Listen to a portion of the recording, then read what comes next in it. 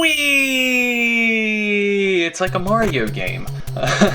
Grab the stopwatch and run if you are playing this stage. The slower you are with the beginning of stage 4, the more difficult this is. Mermen and bats aren't bad on their own, but when you combine them together, it is a nightmare. It helps if you have the stopwatch in case you get into a bit of a bind and you need to freeze the enemies, and then make your way very quickly. I breezed through that beginning of the stage, and it really helps if you breeze through. I found if you lag around there, then it really makes for an inconvenience with all the mermen and bats. Anyways, on to the very top up here. Music changes back. Castle catacombs, and outside the catacombs, watch out for the eagles and Igors. It reminds me of Aria of Sorrow with the Rippers and all those stupid enemies in that one place near the battle with Julius, which, again, more memories. This is a very difficult area, and I want to make very special note that you have to hit these things as soon as they fall. The second they hit the ground, you need to be hitting them. Freeze time, and you can take out the, what are they called? Snake skeletons. It makes it very easy to kill them off if you freeze time. So be very careful in that last corridor. Hit the enemies immediately. Freeze time again. Again, kill off the skeleton snake. Very easy to kill those off as long as you freeze time. Unfortunately, if you have this for a sub-weapon, it's going to make the next boss battle difficult, but it helps getting you to the boss battle. Freeze time at the right moment. Oh, stupid. Okay, there we go. Not that it really matters. My hearts don't matter at this point. Hit that there for our hearts. And then it is time for good old Frankenstein and his little buddy Igor. This is, in my opinion, the toughest boss. But no, I take that back. This is one of the toughest boss battles. This is incredibly annoying. Igor can't be defeated, but you can freeze him in place, which is very convenient. It takes a lot of practice to get down this pattern and beat down Frankenstein.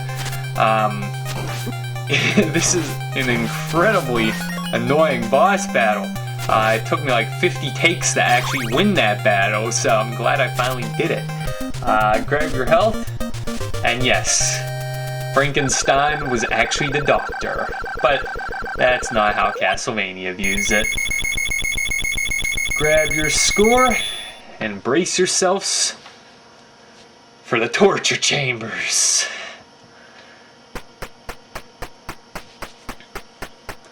Oh, ice, ice, baby. I love this stage and its music. It reminds me of the battle with Julius. Heart of Fire. If you want, grab some holy water there. And when I say the torture chambers, that is not an understatement. This is literally the torture chambers. Skeletons glitching up and disappearing. 4 hit points now when you take a hit. That means if you take a 4th hit, you are dropping dead on the spot. I'm not really sure what just happened there. Okay, I think I cut. Alright, this is pre-record. I'm doing, this is actually very different for me because typically I do, live commentary, but I must have, did something with the footage there. I don't know why I did that. Anyways, it doesn't matter. There's a meet up ahead. I guess I would have recovered that health regardless. Alright, watch out for the red skeletons. Man, those are as annoying now as they are in future games. They cannot die, they revive, and you have to be very careful to not get hit by them. And again, you have more Igors, Fleamen, whatever you want to call them, roaming around. Make sure you hit those immediately. On to stage 14. This is your first encounter with the oh-so-annoying Axe Knights. that take like a zillion hits to kill. I think it's, I want to say 12. I want to say 12, but I'm not exactly positive on that. They are so annoying. No, they take 10 hits. Correction on that. 10 hits to kill. They're so annoying. Okay, get over here. You're glitching up on me. Alright. This is taking more hits than it actually appears because it's glitching. Anyway, kill those off. Those are a nightmare, and there's more of them throughout the torture chambers. And when I say torture chambers, like I said, I do not mean that lightly. At the end of this place, oh man, is it torture. It scares me just thinking about it. Now this is Halloween at its finest. Going through this place. Oh man. Okay, stupid. Are you gonna actually attack the stupid thing? What am I doing? Alright, one hit! Yeah! That will get us far. One hit! Only another 9! Oh, 2 hits! Okay, okay. Okay. Don't be gun shy. Okay, this is definitely gonna be a nightmare. Alright, up the steps we go. Up the steps. Alright. That's right. Back up. Back up. Kill off the red skeleton. Up the steps we go. Another one. Okay, I can back this one up in that corner. You think you can hit me? That's right. You think you can run, but you can't hide. Okay, now red skeleton, and then on to stage 15. Probably the hardest stage in this game. It's a nightmare. Bone pillars to start you off. You thought those things were gone, but no, they're staring you right in the face right off the start. Head left. There's a crossover here, and you need that. Highly recommend it. Highly, highly recommend it. And then it gets better. We have more bone pillars, but at least you can stand below it and hit it. But watch out for the red skeleton. Not even worth getting that heart. Head over this way. There is a meat over in this wall. And then prepare yourself for the toughest room ever. Now, I actually know how... Whoa, what happened there? My footage is glitching up. Okay.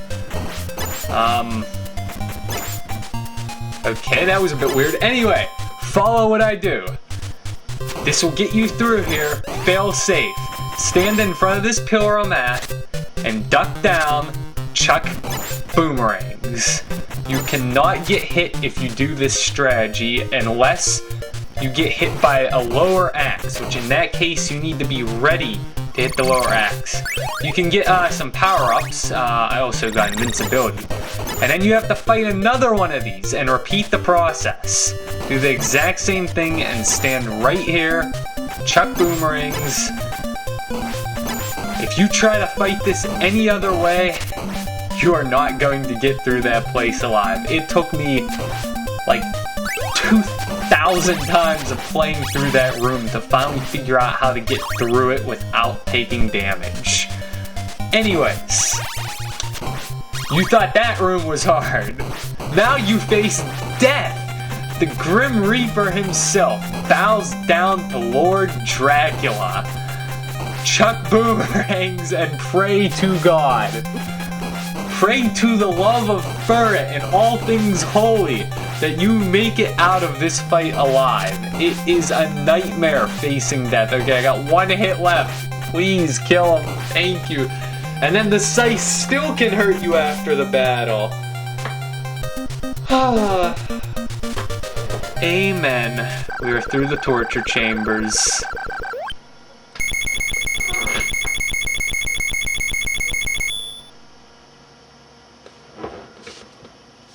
Onward to the final stage.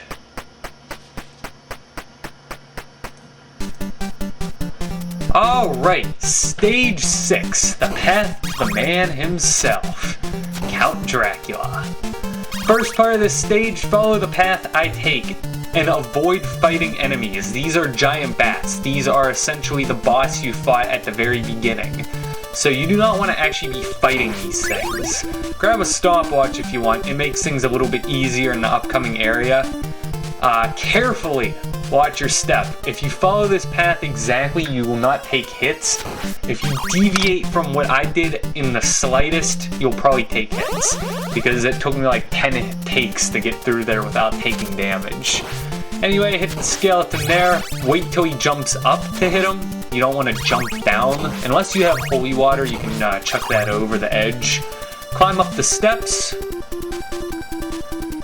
Up, up, up and away. Thank you. More skeletons. Be very careful. It's very easy to take a hit, and do not fall through those stairs because you will die there. Stairs are your worst enemy in this game. And I do mean that. Stairs are a nightmare for you. You are left so vulnerable on them. Do not grab that knife by any means. Alright, freeze time. There's a meat over in the right wall, but it's almost more of a pain to get that meat than it's worth. I'm cutting the video here to show something. This is not going to be in my final take. If you kneel down over on the right, you can grab a hidden item. I'm cutting that out though. I just filmed that real quick to show it. I'm actually not going to do that in my final version because I really don't want to risk that. Make your way up the steps. Freezing time helps immensely. Stage 6 is actually not that bad. Stage 5 is the nightmare. If you can get by that first room, and as long as you have a stopwatch, the rest of the stage isn't that bad. Alright, are you ready for Count Dracula? First off, preparations. Grab yourself an axe, boomerang, whatever, boomerang. And then stock up on hearts. Do not fully go into the room. You can backtrack, climb down the steps, and climb back up. And this will allow you to get as many hearts as you need. You have plenty of time. Your stage time is like 800 seconds total. So it really helps if you stock up on hearts. That way you're ready for the man himself. What is a man? A miserable little pile of secrets. But enough talk. How about you? Oh boy, it's Dracula and his first form in classic Castlevania games. Oh boy, it sets the precedent for the entire series. Fireballs and more fireballs, yay! His only attack is fireballs, so just jump over them and hit his head. You have to hit his head. His sprite back in this game is hilarious compared to what he actually looks like in the modern games. Now that far left candle, I'm purposefully avoiding it. It has holy water. Try to hold off as long as you can because the axe is more useful in the first form. But once you have it, you can grab it, and that will be useful for the second form. Now, you should always be moving in his first form. You'll never know where Dracula appears, and he has the nasty habit of appearing right where you're standing. And unfortunately, that means damage, and that's a lot of damage you're going to be taking. You do not want to take that. If you take more than one hit in this first form, you're probably doomed. Fortunately, if you do die on Dracula, it will reset you back to the beginning of where you fight Dracula rather than the entire stage. So you shouldn't be in too much trouble if you lose on Dracula. One more hit. Bye-bye, Dracula, you're dead. Oh my goodness, what is that? His second form. Chuck holy water at him. It freezes him temporarily, and then you can hit his head. Hit his head. Just keep hitting his head. And as long as you have holy... Why did I try to go under him there? Stupid move. Anyways, chuck that holy water at him. It'll freeze him in place. He can hit his head, and you can finish him off relatively quickly. holy water is essential. And that's all she wrote. Simon Belmont has vanquished the evil of Dracula for the first time in Castlevania history.